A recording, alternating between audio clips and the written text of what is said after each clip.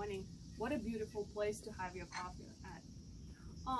Today I would like to invite you to our small backyard to share my joy and inspiration that I find in the garden.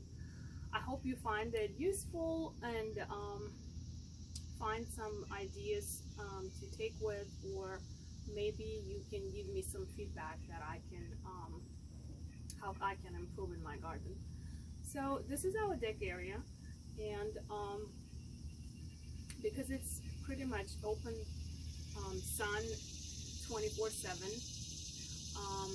the whole day, I put a lot of containers to make up for that heat. This is the first year that I'm actually putting a lot of containers and mixing different plants, and so far, since we had a lot of rain, everything is doing well. Pretty much the time when I was doing containers, preparing containers, it was quarantine and we couldn't go to any nurseries, so everything you see is from around the garden.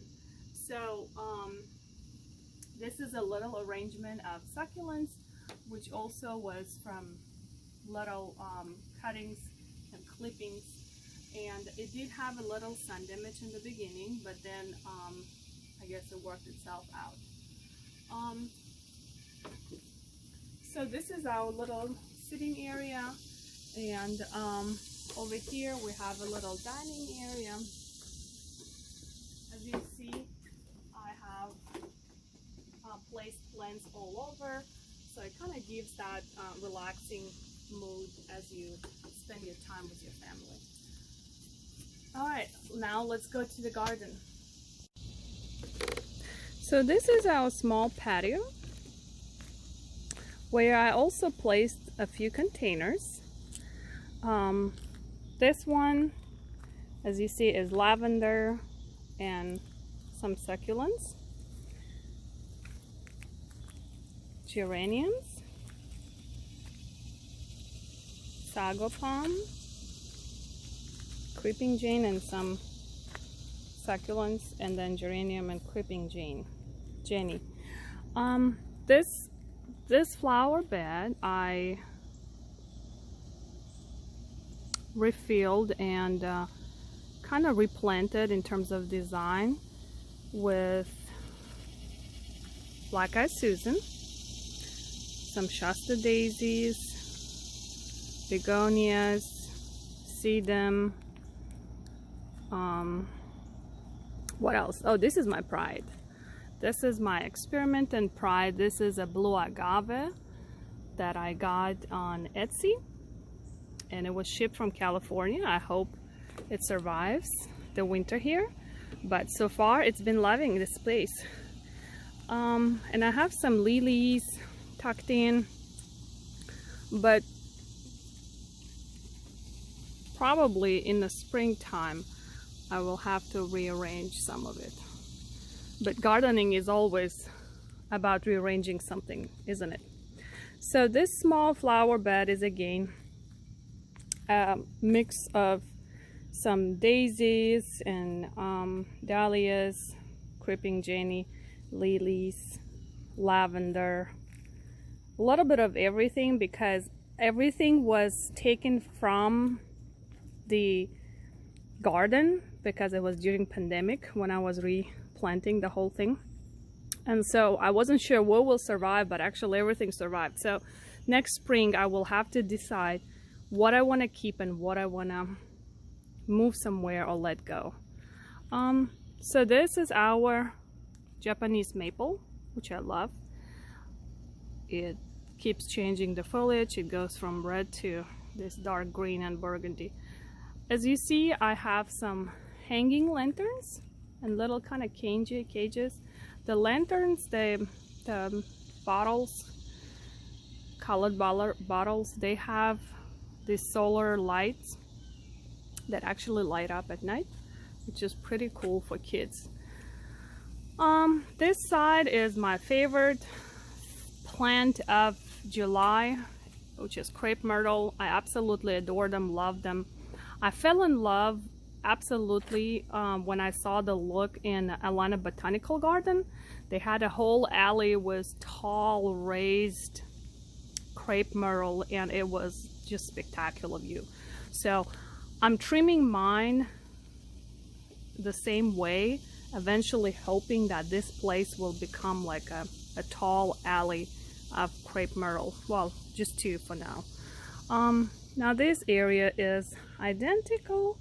Also sedum, lilies, daisies, and I have small blue agave tucked in here, which is kind of doing a little not so good as the other one, but it could be because of the sun. It's not having enough sun in my opinion. So again, let's go down to the next section of the garden, which is our sitting area, where we like to have some fire and kids roast marshmallows and have little dance parties. So I do believe that it's important to have kind of visual rooms, like divided rooms in your garden if you can afford it, or if the layout permits. So this area is kind of like a loungy fire pit area, or we take all the chairs around the pool and we put a ping pong table and kids play ping pong. Just one quick thing since we're here is these chairs. I really wanted this particular look, and when I was looking, I couldn't find a maker that had exactly these colors all at one place. So I had to order different brands. And out of all, I realized that the most durable, the best one, although the price was the same, would be recycled wood. So if you are shopping for this type of chairs online and you really want the feel and the look and the durability, then do go for the recycled wood versus the regular wood. So, let me show you my other favorite plant is Bougainvillea. It's just coming to bloom. It's absolutely amazing, absolutely gorgeous. I just think this year we had too much rain and it's been growing and growing but less blooming, so maybe I will have to trim it a little bit to boost that bloom a little bit.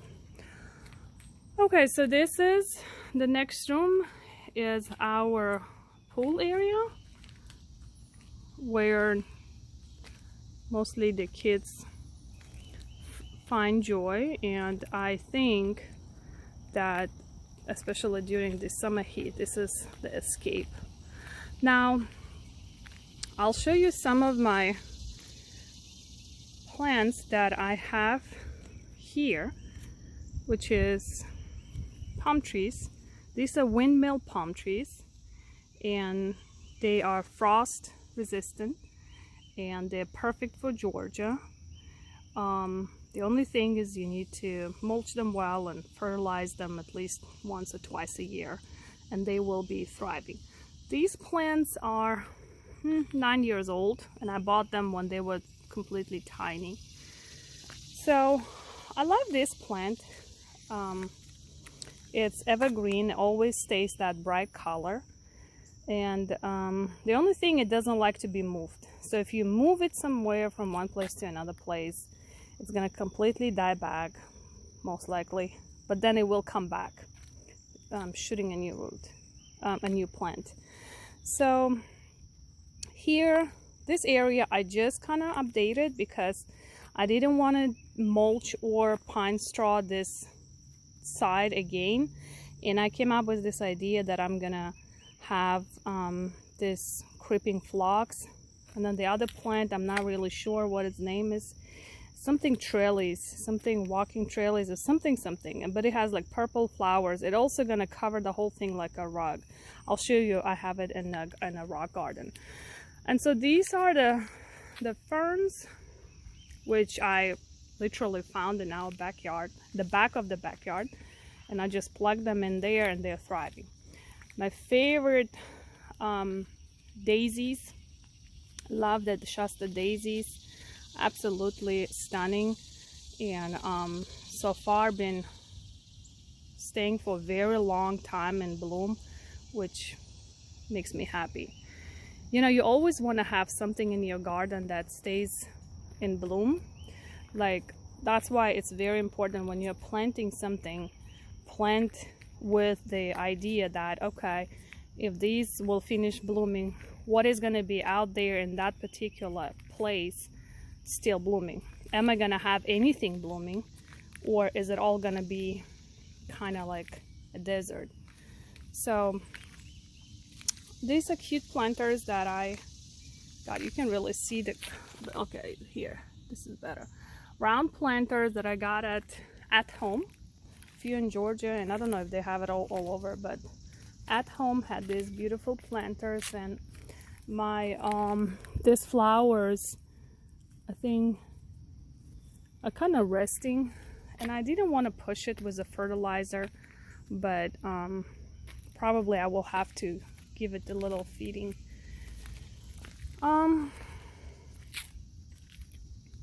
So this is our pool. More palm trees. There we have some hydrangeas.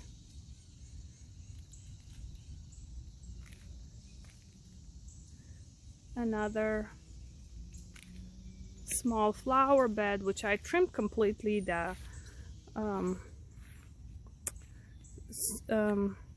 snowball bush. Was that snowball bush? Yeah, I think that's what it's called. And because it just literally got like 7-8 feet tall, and I couldn't have too many trees here, because here I already have the oleander. Let me see if I can, I think the sun is right behind me. So the oleander is right there, as you see, blooming too. And then I have a beautiful purple crepe myrtle. So here we are coming to our kind of small rock garden. My husband is a big fan of rocks. Here we have a big fig tree that we have a lot. This is a yellow fig tree. It's not ready yet, but it has been very good this year. A lot of fruits that I see. So this is another plant, and I'm not that perfect with all the names, but I think it's something, I'm not gonna even lie, I'll have to look it up later. But this is our small rock garden that my husband and I, we kind of like decided to experiment with. And here you have lavender. As you see, a lot of zinnias. They bring a lot of birds and flowers and bees. A lot of these hardies, they're perennials, and I really don't know what the name of this is, but this is such an easy to grow plant.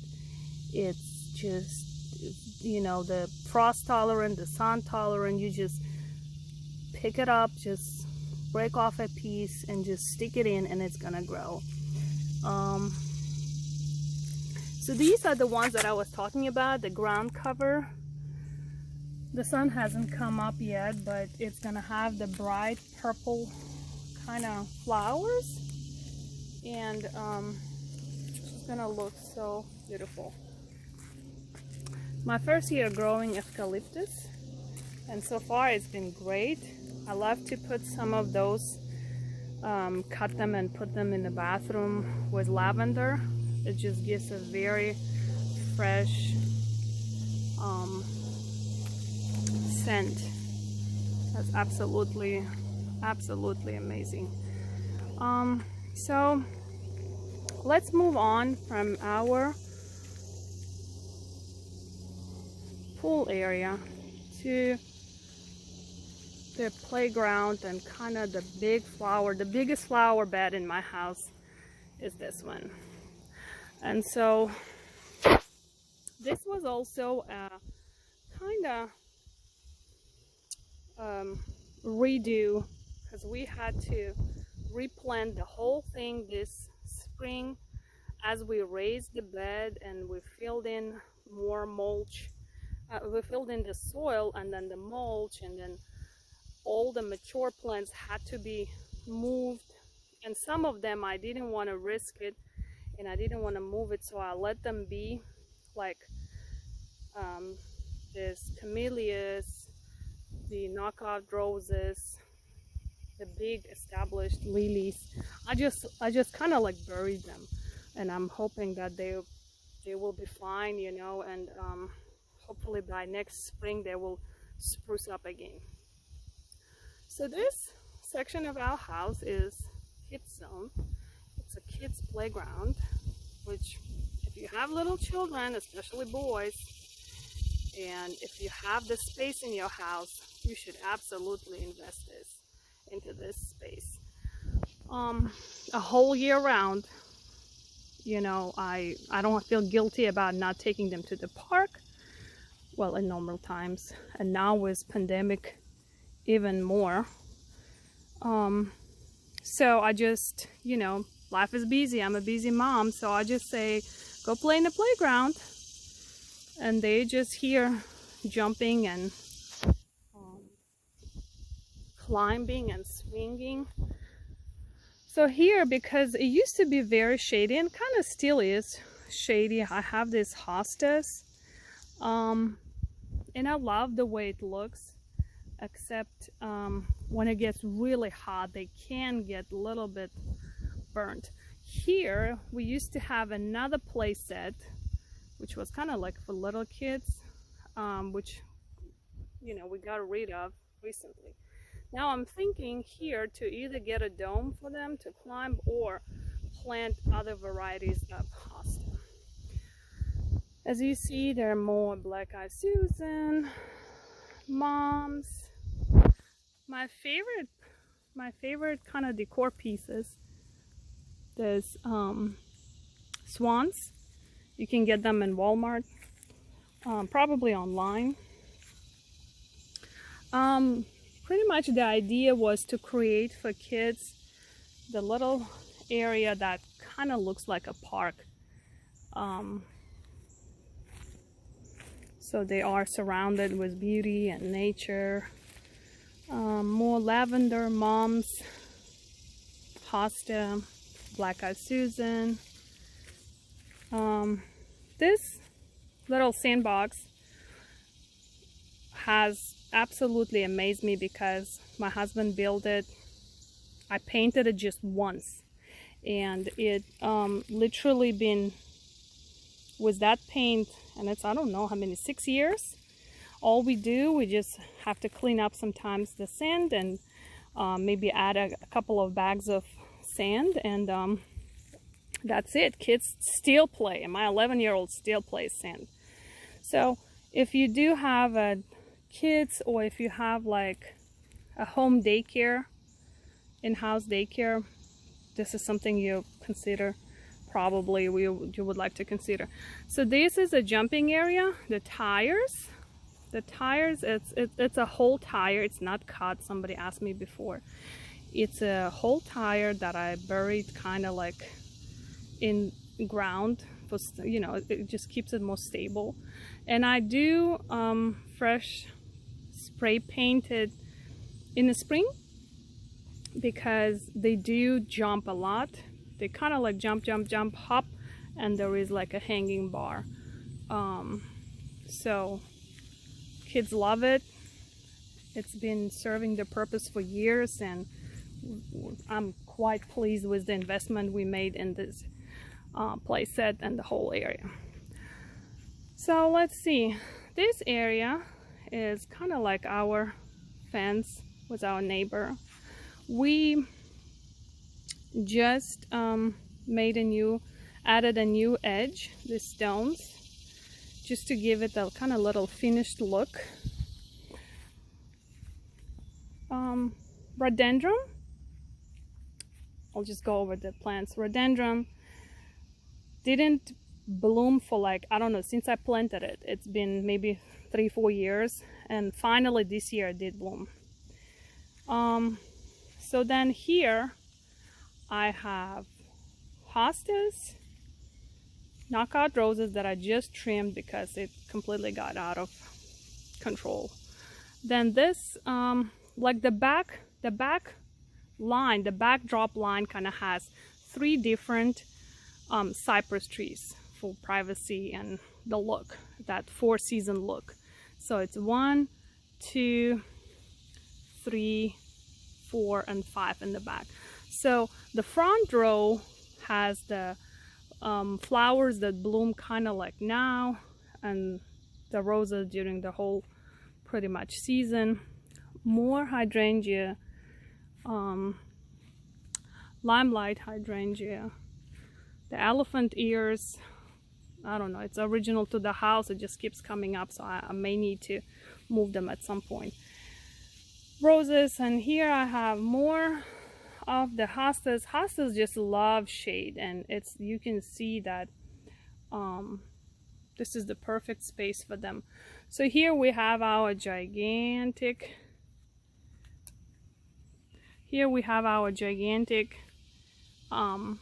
fig tree. Again, we have a lot of figs this year. It has to be probably pruned in the fall because it's just taking over a lot of space. Overall it's 2 trees, but it's taking over a lot of space. And there I had, along the window, I had knockout roses, and as you see, they are not doing well because there's no sun anymore. And this is a perfect example in gardening. When you plant something and you think it's gonna do great, but then something grows above it and you change, you have to change your plants. So hopefully in the fall or spring, I will have to move all these roses, move them somewhere or give them away. And here, probably I will plant a big variety like of hostas and some, I'll have to research what other shade plants I have. Here I have more of the knockout roses and a little Alberto Alfredo spruce, something, another spruce. So there it is, our garden, and I hope you find this video helpful or inspiring. All of this was not done in a season or in 1 year, so don't feel bad if you are just starting your garden. My motto is do one thing at a time, focus on one side of your garden, and do what brings you joy. Do just one thing that you're enjoying at this moment.